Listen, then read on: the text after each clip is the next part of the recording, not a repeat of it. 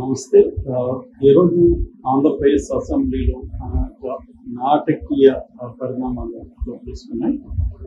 ముందుగా చెప్పుకోవాల్సింది జగన్ విషయం. జగన్ విషయం ఏంటంటే, మామూలుగా ఇప్పుడు టెక్నికల్గా చూసుకున్నప్పుడు జగన్ ప్రతిపక్ష హోదా జగన్కి లేవు. అందువల్ల అతను ఒక 900 ఎమ్మెల్యే మాత్రమే, అందుకని సెక్యూరిటీ కూడా చంద్రబాబు ప్రభుత్వం తీసేసింది. దేని మీద విమర్శలు కూడా వచ్చాయి. ఎందుకంటే జగన్ టెక్నికల్ గా ప్రతిపక్ష హోదా లేకపోయినప్పటికీ అతనికి థ్రెట్ పర్సెప్షన్ చాలా స్ట్రాంగ్ గా ఉంది కాబట్టి అతనికి సెక్యూరిటీ తీసి వేయకుండా ఉండాల్సింది కాబట్టి ఒక రకంగా కక్ష సాధింపు అనేది విమర్శలు వచ్చాయి. బట్ జగన్ కూడా గతంలో ఇలాంటి కక్ష సాధింపు ధోరణిని ప్రదర్శించాడు. చంద్రబాబుకి సెక్యూరిటీ తీసేశాడు. తర్వాత కడప ఎమ్మెల్యే ఆయన బీటెక్ రవికి కంప్లీట్ గా తొలగిస్తే బీటెక్ రవి చాలా పెద్ద ఎత్తున నిరసన తెలియజేశాడు. ఇట్లాగే జగన్ కూడా గతంలో కూడా ఇదే చేశాడు. ఇప్పుడు చంద్రబాబు ప్రభుత్వం కూడా అలాగే చేసింది.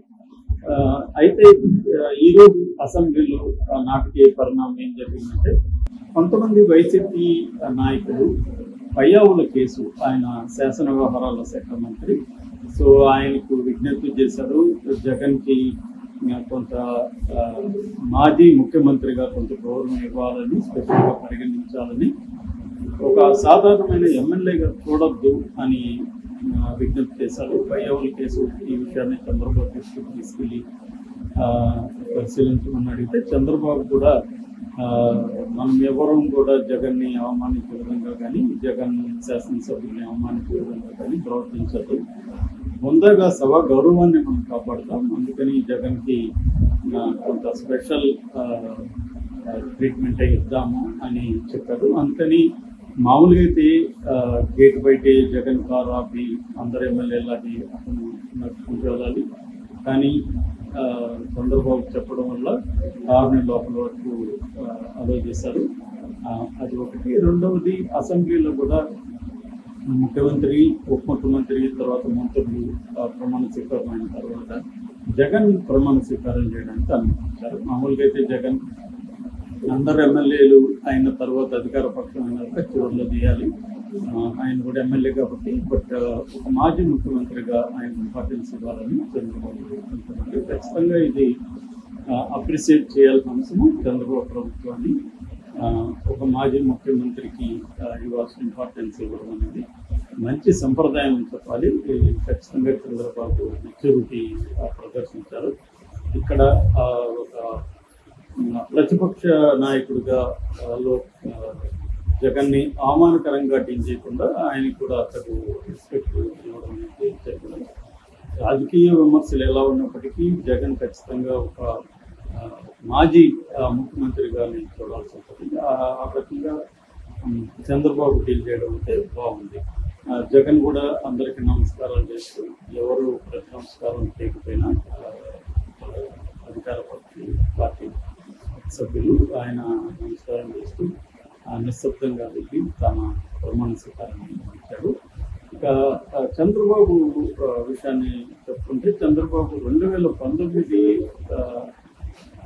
నవంబర్ 2021 నవంబర్ 19 ఆయన సభలో ప్రతీకారం చేసి బయటకు వెళ్ళిపోయాడు. ఇట్లా నన్ను అవమానిస్తున్నారు, మా సభ్యులంతా చూస్తున్నారు, నేను మళ్ళీ ముఖ్యమంత్రి అయినాక నేను సభలో పెడతాను, అప్పటి వరకు పెట్టను అని ఆయన బయటకు వచ్చేశారు. సో 3.5 సంవత్సరం తర్వాత ఆయన మళ్ళీ ఆయన ప్రతిజ్ఞను నెరవేర్చుకున్నారని కూడా చెప్పచ్చు. మళ్ళీ ముఖ్యమంత్రి హోదాలోకి వెళ్ళారు. అందుకనే ముఖ్యమంత్రి హోదాలో ప్రత్యేక ద్వారం కూడా ఆయన వెళ్ళవచ్చు. కానీ ఆయన ఆ పని చేయకుండా గతంలో తాను ఏ ద్వారం నుంచి, సాధారణ ద్వారం నుంచి వచ్చాడో అదే విధంగా తాను కూడా నేను ప్రవేశిస్తానని చెప్పి ప్రవేశించాడు. సో అది ఒక ప్రత్యేకతగా చెప్పుకోవాలి. తర్వాత ప్రోటెం స్పీకర్గా కూడా చేయాల్సి ప్రమాణ స్వీకారం. సో ఇది ఈరోజు అసెంబ్లీ లోపల చోటు చేసుకున్న పరిణామాలు. ఇక పవన్ కళ్యాణ్ కూడా చాలా హుందాగా తను ప్రమాణ స్వీకారం చేశారు. ఆయనకు ఇదే first time, but first time అన్నది ఎక్కడా కనిపించలేదు. ఆయన చాలా ఉండగా చాలా సహజంగా ఆయన ప్రమాణ స్వీకారం చేశారు. తర్వాత చాలామంది కొత్త వాళ్ళ అంటే ఫస్ట్ టైం ఎమ్మెల్యేలు కూడా చాలామంది ప్రమాణ స్వీకారం చేశారు. సో ఇది అంతా ఒక ఎత్తు అయితే జగన్కు అసెంబ్లీ బయట ఒక అవమానం జరిగిందని చెప్పచ్చు. ఎందుకంటే ఆయనకి సరైన సంఖ్యలో పోలీసు ప్రొటెక్షన్ లేకపోవడం వల్ల ఎవరెవరో ఆకతాయిలంతో వచ్చేసి ఆ కారును చుట్టుముట్టి సెల్ ఫోన్తో వీడియోలు తీస్తూ జగన్ మామయ్య గుడ్డు పగిలిందా మామయ్య అంటూ విగతాలు చేస్తూ ఉన్నారు. సో ఒక రకంగా జగన్ని అవమానకరంగా ట్రీట్ చేయడం అన్నట్టు కనిపిస్తుంది. దీనికి ప్రధాన కారణం పోలీసు ప్రొటెక్షన్ లేదు అనేది వైసీపీ వాళ్ళు విమర్శలు చేస్తున్నారు. జగన్కి కావాలని కక్షపూర్తిగా చంద్రబాబు పోలీసు ప్రొటెక్షన్ తీసేస్తారు. టెక్నికల్గా అతను ఎమ్మెల్యే అనేది పరిగణిస్తున్నారు తప్ప టెక్నికల్గా చూసుకుంటే అప్పుడు కూడా చంద్రబాబు కూడా అంతే కదా. మరి చంద్రబాబుకి ఎందుకు Z+ కేటగిరీలో ఇచ్చారంటే అది థ్రెట్ పర్సెప్షన్ బట్టి కేంద్ర ప్రభుత్వం నిర్ణయాలు తీసుకుంటుంది. అట్లాగే జగన్ కూడా థ్రెట్ పర్సెప్షన్ ఎక్కువ ఉంది అనేది వైసీపీ వాళ్ళు చెప్తున్నారు, కానీ అది రాష్ట్ర ప్రభుత్వం కానీ కేంద్ర ప్రభుత్వం కానీ పరిగణలోకి తీసుకోలేదు. అందుకనే మనం ఇంతకుముందే చెప్పుకున్నాం, జగన్ ఒక 30 మందిని ప్రైవేట్ సెక్యూరిటీ వాళ్ళని తను ఏర్పాటు చేసుకున్నాడు. తన డబ్బుల సొంత ఖర్చుతో 30 మందిని ఏర్పాటు చేసుకున్నాడు. సో ఈరోజు కూడా వాళ్ళ సంఖ్య వాళ్ళ ప్రజెన్స్ అనేది కనిపించింది. సో ఏదేమైనా జగన్ మామూలుగా అయితే మనం ఇక్కడ చూసాము తెలంగాణలో కేసీఆర్ అసలు అసెంబ్లీకి ఇప్పటివరకు కూడా అడుగు పెట్టలేదు. ఆయన ఓటమిని హుందాగా తీసుకోలేదు. ప్రజల్ని నిందించాడు. ప్రజలు పాలిచ్చే గేదెను వదిలేసి ఒక దున్నపోతును తెచ్చుకున్నారు అన్నట్టుగా కూడా ఆయన ప్రజల్ని నిందించారు. దాని ఫలితం ఎంపీ ఎలక్షన్లో కూడా మనకు అర్థమైంది. కొద్దిగా లేటుగా జనంలోకి వచ్చాడు ఆయన, అసెంబ్లీలోకే రాలేదు. బట్ జగన్ వ్యూహం వేరేగా ఉంది. జగన్ ఏంటంటే ఖచ్చితంగా అసెంబ్లీలో అడుగుపెట్టి అసెంబ్లీలో మనకు ఎట్లాగూ ప్రతిపక్ష హోదా లేదు కాబట్టి మనం మాట్లాడనివ్వకపోవచ్చు, బట్ మనం ప్రజల తరఫున అసెంబ్లీలో మన వాయిస్ని అయితే వినిపించడానికి ప్రయత్నించాలి. ఎందుకంటే 40% ఓటర్లు మనల్ని సపోర్ట్ చేశారు ఈ ఎన్నికల్లో. దాదాపు 40% ఓట్ల షేర్ మనకు వచ్చింది. కాబట్టి మనం ప్రజల తరఫున పోరాడాలి. ఎందుకంటే ఈ ప్రభుత్వం అనేక హామీలు ఇచ్చి అధికారంలోకి వచ్చారు. సో ఈ హామీలను నెరవేర్చే విధంగా మనం చూడాల్సిన అవసరం, మనకి కర్తవ్యం మన మీద ఉంది. కాబట్టి మనం అసెంబ్లీ లోపల ఖచ్చితంగా మన వాయిస్ని వినిపించడానికి ప్రయత్నిద్దాం. ఒకవేళ మనల్ని మాట్లాడలేమని పరిస్థితుల్లో నిరంకుశంగా డీల్ చేసే పరిస్థితుల్లో ఉన్నప్పుడు అది ప్రజలకి తెలియజేసి మనం బయటకు వచ్చేద్దాం.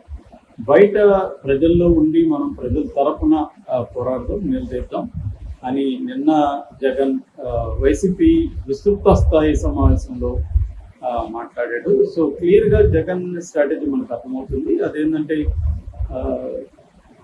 మనకి 2014-19 మధ్య కూడా మనం చూసాము.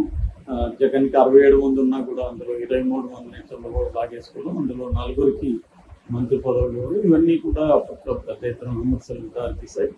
సో అప్పుడు కూడా జగన్ 20